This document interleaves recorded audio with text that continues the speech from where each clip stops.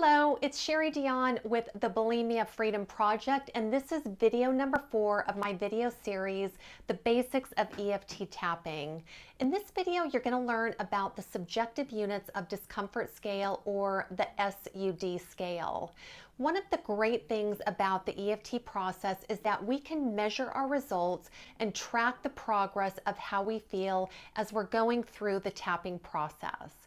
Before we begin tapping on a specific issue, we always want to start by measuring the level of stress we're feeling before we start to tap so that we can measure the progress afterwards.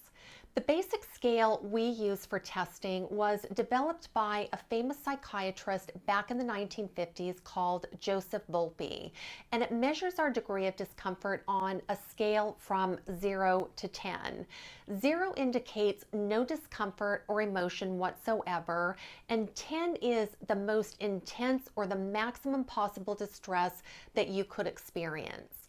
The scale works equally well for both psychological problems such as anxiety or panic, as well as physical problems such as pain in the body. Dr. Volpe called this rating SUD, or subjective units of discomfort, but it's also sometimes referred to as subjective units of distress, and this is the way it works. Before you start any round of tapping, you want to take a moment to check in with yourself, and you want to feel the intensity of the problem or the issue that you're getting ready to tap on. You would then rate that issue on the 0 to 10 SUD scale, and you would write that number down. It's that simple. For emotional issues, you would rate the intensity of the emotion as it is right now. If you're working on an emotional issue from the past, you can recreate the memory in your mind and assess the discomforts, and then write that number down. For physical ailments, you can simply assess the existing pain or discomfort that you're feeling at that moment and write that number down. If you can't quickly identify a number, honestly, just take your best guess, but you do want to establish a before level before you start tapping.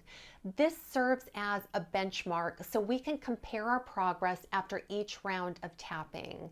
So if, for example, we start with an 8 level of intensity on the SUD scale and we eventually get down to a 4 level intensity, then we know we've achieved a 50% improvement. Got it? Okay, cool. Let's move on. In the next video, I'm going to talk about the setup statement and how that is used in the EFT tapping process. I'll see you in video number 5.